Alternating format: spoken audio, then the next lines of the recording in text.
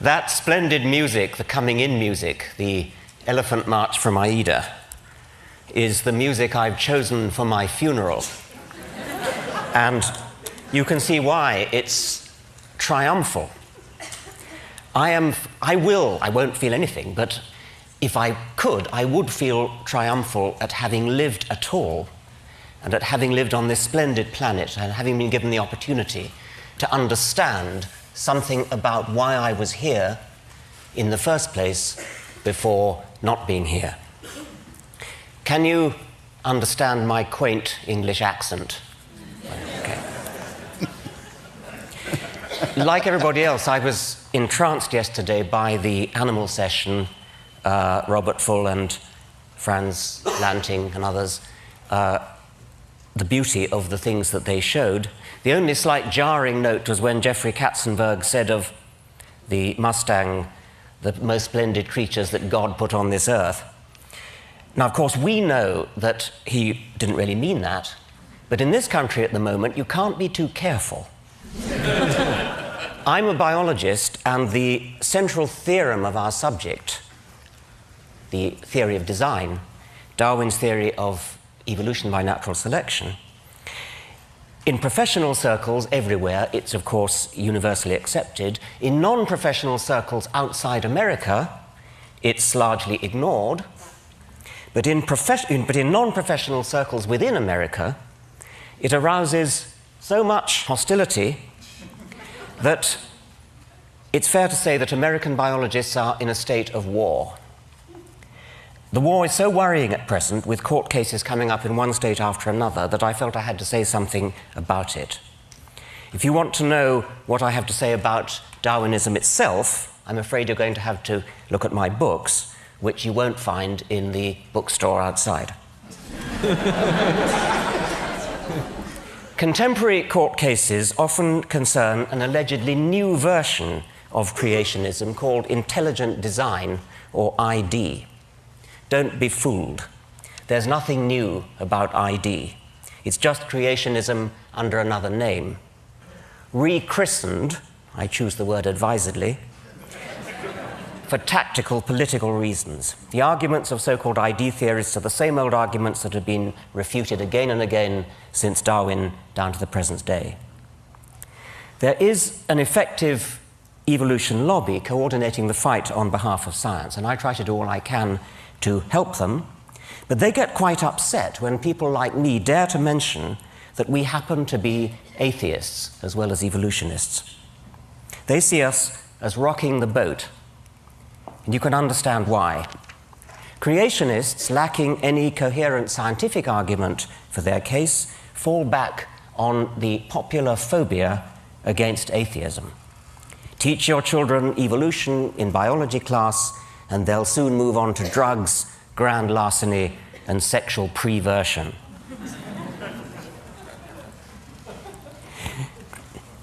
In fact, of course, educated theologians from the Pope down are firm in their support of evolution.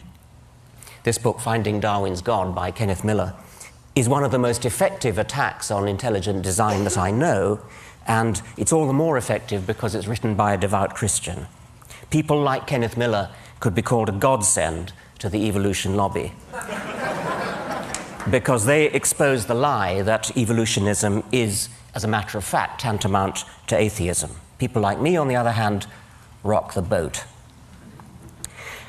But here I want to say something nice about creationists. It's not a thing I often do, so listen carefully. I think they're right about one thing. I think they're right that evolution is fundamentally hostile to religion. I've already said that many individual evolutionists, like the Pope, are also religious, but I think they're deluding themselves. I believe a true understanding of Darwinism is deeply corrosive to religious faith. Now, it may sound as though I'm about to preach atheism, and I want to reassure you that that's not what I'm going to do. In an audience as sophisticated as that, as this one, that would be preaching to the choir. No, what I want to urge upon you instead, what I want to urge upon you is militant atheism.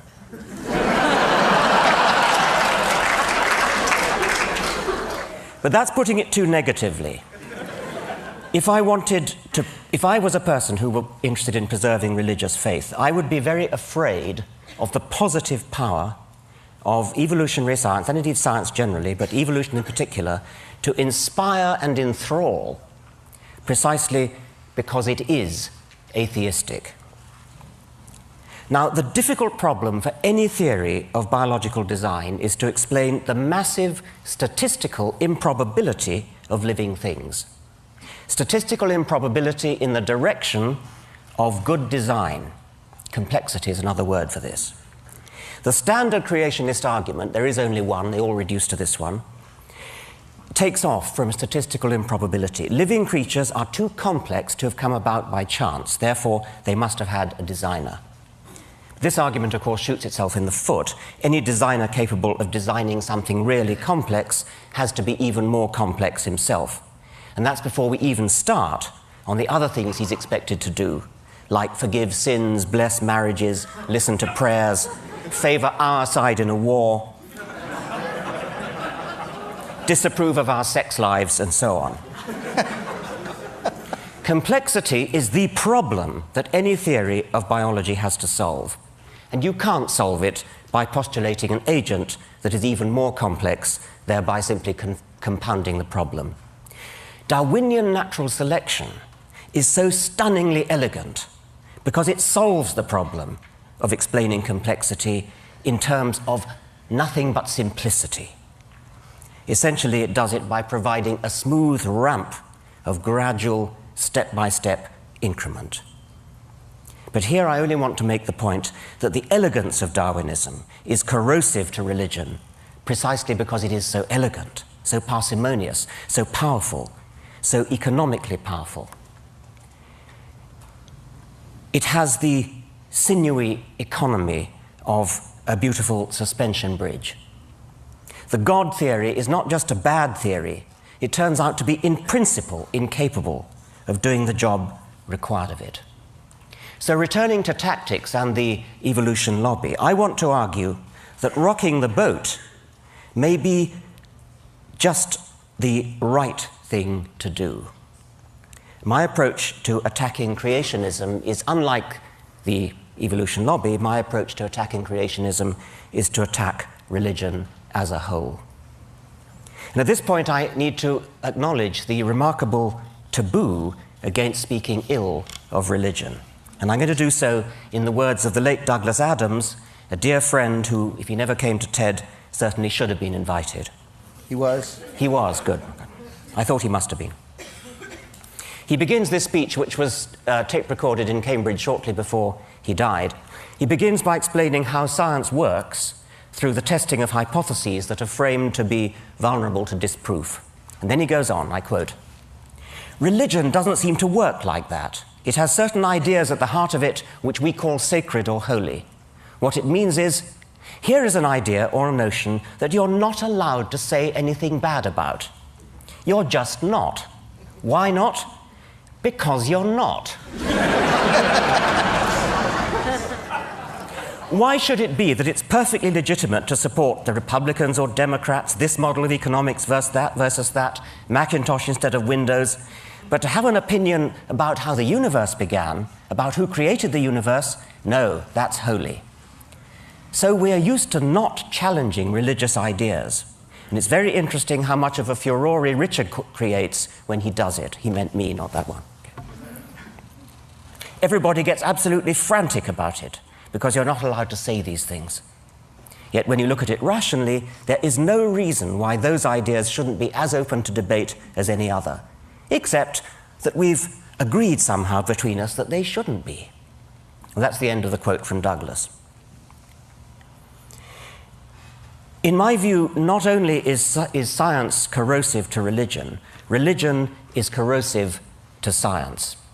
It teaches people to be satisfied with trivial, supernatural non-explanations and blinds them to the wonderful real explanations that we have within our grasp.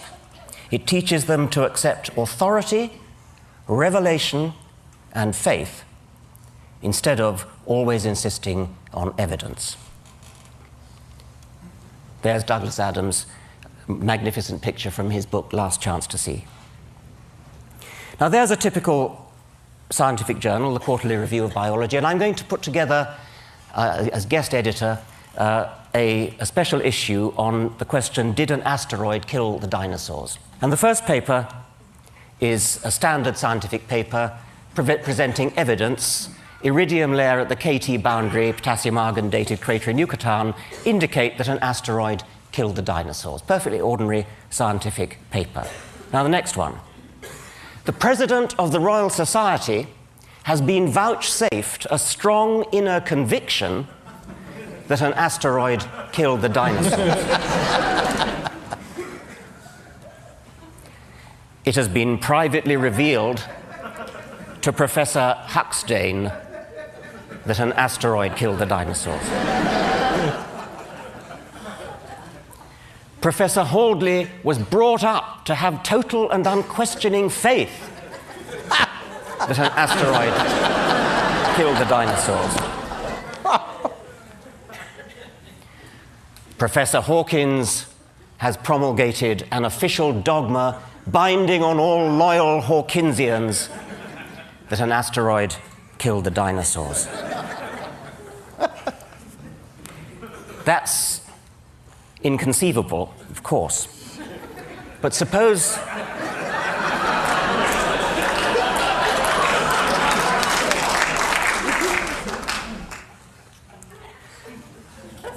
in 1987, a reporter asked George Bush Sr. whether he recognized the equal citizenship and patriotism of Americans who are atheists.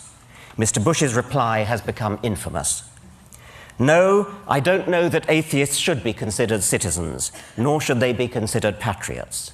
This is one nation under God. Bush's bigotry was not an isolated mistake blurted out in the heat of the moment and later retracted. He stood by it in the face of repeated calls for clarification or withdrawal. He really meant it. More to the point, he knew it posed no threat to his election.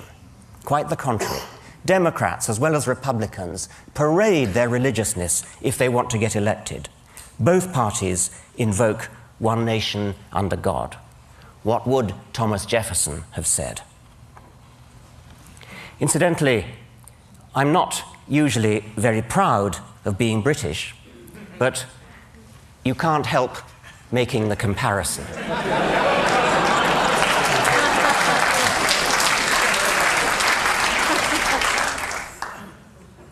In practice, what is an atheist? An atheist is just somebody who feels about Yahweh the way any decent Christian feels about Thor or Baal or the golden calf.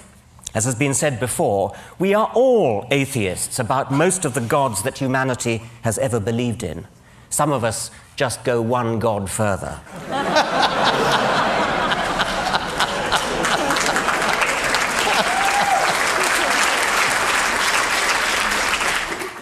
And however we define atheism, it's surely the kind of academic belief that a person is entitled to hold without being vilified as an unpatriotic, unelectable non-citizen. Nevertheless, it's an undeniable fact that to own up to being an atheist is tantamount to introducing yourself as Mr. Hitler or Miss Beelzebub. And that all stems from the perception of atheists as some kind of weird, way-out minority.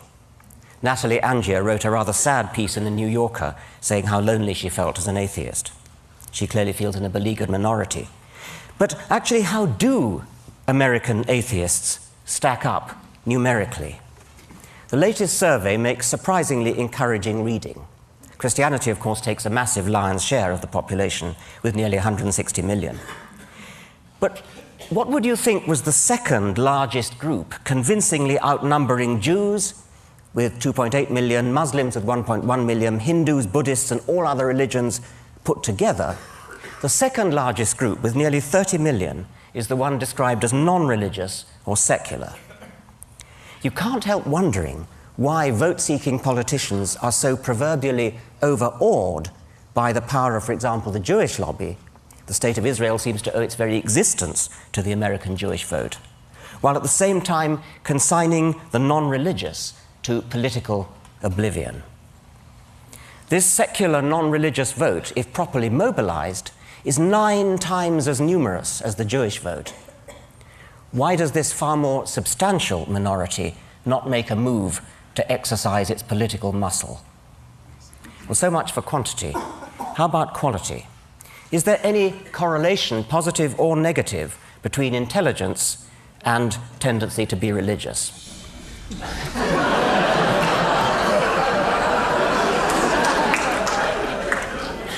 The survey that I quoted, which is the ARIS survey, didn't break down its data by socioeconomic class or education, or IQ or anything else. But a recent article by Paul G. Bell in the Mensa magazine provides some straws in the wind. Mensa, as you know, is an international organization for people with very high IQ. And from a meta-analysis of the literature, Bell concludes that, I quote, of 43 studies carried out since 1927 on the relationship between religious belief and one's intelligence or educational level, all but 4 found an inverse connection.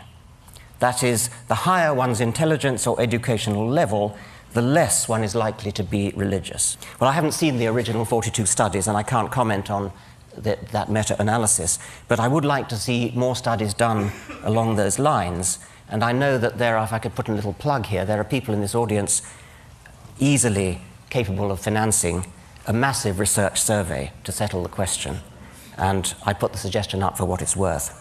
But let me now show you some data that have been properly published and analyzed on one special group, namely top scientists. In 1998, Larson and Whittam polled the cream of American scientists, those who've been honored by election to the National Academy of Sciences.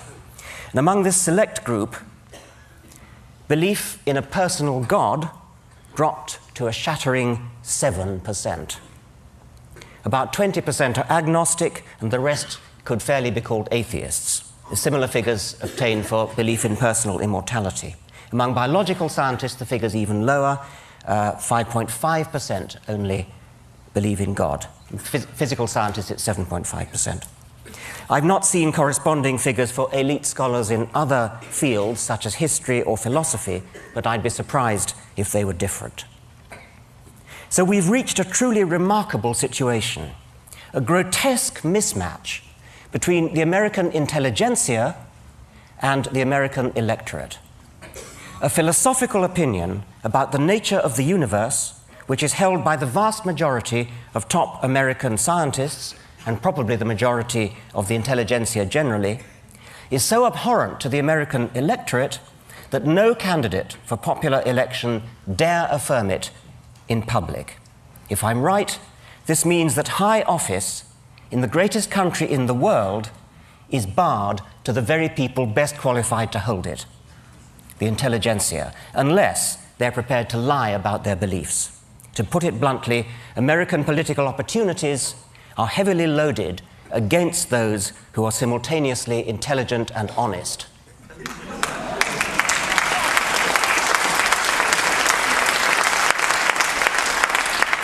I'm not a citizen of this country, so I hope it won't be thought unbecoming if I suggest that something needs to be done. And I've already hinted what that something is. From what I've seen of TED, I think this may be the ideal place to launch it. Again, I fear it will cost money. We need a consciousness-raising, coming-out campaign for American atheists. This could be similar to the campaign organized by homosexuals a few years ago, although heaven forbid that we should stoop into public outing of people against their will. In most cases, people who out themselves will help to destroy the myth that there is something wrong with atheists. On the contrary, they'll demonstrate that atheists are often the kinds of people who could serve as decent role models for your children, the kinds of people an advertising agent could use to recommend a product, the kinds of people who are sitting in this room. There should be a snowball effect, a positive feedback, such that the more names we have, the more we get. There could be non-linearities, threshold effects. When a critical mass has been obtained, there's an abrupt acceleration in recruitment. And again, it will need money. I suspect that the word atheist itself contains or remains a stumbling block far out of proportion to what it actually means, and a stumbling block to people who otherwise might be happy to out themselves. So what other words might be used to smooth the path, oil the wheels, sugar the pill? Darwin himself preferred agnostic, and not only out of loyalty to his friend Huxley, who coined the term. Darwin said, "I have never been an atheist in the same sense of denying the existence of a God. I think that generally an agnostic would be the most correct description of my state of mind." He even became uncharacteristically tetchy with Edward Aveling. Aveling was a militant atheist who failed to persuade Darwin to accept the dedication of his book on atheism, incidentally giving rise to a fascinating myth that Karl Marx tried to dedicate Das Kapital to Darwin, which he didn't. It was actually Edward Aveling. What happened was that Aveling's mistress was Marx's daughter, and when both Darwin and Marx were dead, Marx's papers became muddled up with Aveling's papers, and a letter from Darwin saying, "My dear sir, thank you very much, but I don't want you to dedicate your book to me," was mistakenly supposed to be addressed to Marx.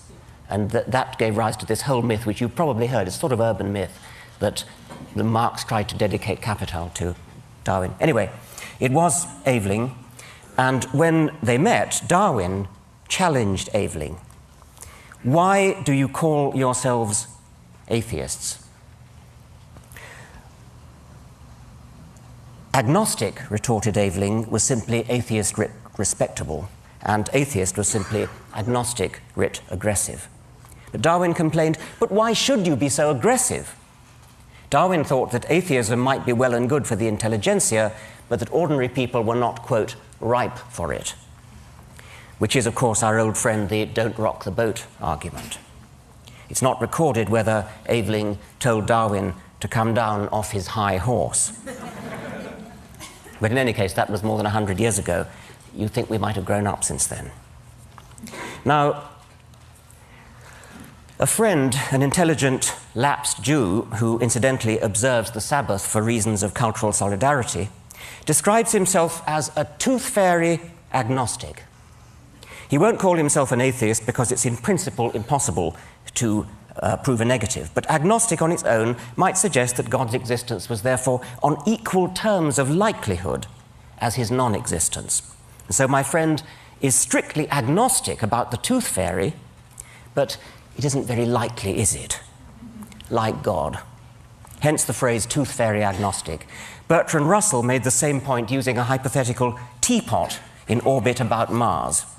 You strictly have to be agnostic about whether there is a teapot in orbit about Mars, but that doesn't mean you treat the likelihood of its existence as on all fours with its non-existence. The list of things which we strictly have to be agnostic about doesn't stop at tooth fairies and teapots, it's infinite. If you want to believe one particular one of them, unicorns or tooth fairies or teapots or Yahweh, the onus is on you to say why. The onus is not on the rest of us to say why not. We who are atheists are also a-fairists and a-teapotists. But we don't bother to say so. And this is why my friend uses tooth fairy agnostic as a label for what most people would call atheist. Nonetheless, if we want to attract deep down atheists to come out publicly, we're going to have to find something better to stick on our banner than tooth fairy or teapot agnostic. So how about humanist? This has the advantage of a worldwide network of well-organized associations and journals and things already in place. My problem with it is only its apparent anthropocentrism. One of the things we've learned from Darwin is that the human species is only one among millions of cousins, some close, some distant. And there are other possibilities like naturalist, but that also has problems of confusion because Darwin would have thought naturalist. Naturalist means, of course, as opposed to supernaturalist, and it is used sometimes. Darwin would have been confused by the other sense of naturalist, which he was, of course, and I suppose there might be others who would confuse it with nudism. Such people might be those belonging to the British lynch mob, which last year attacked a paediatrician in mistake for a paedophile.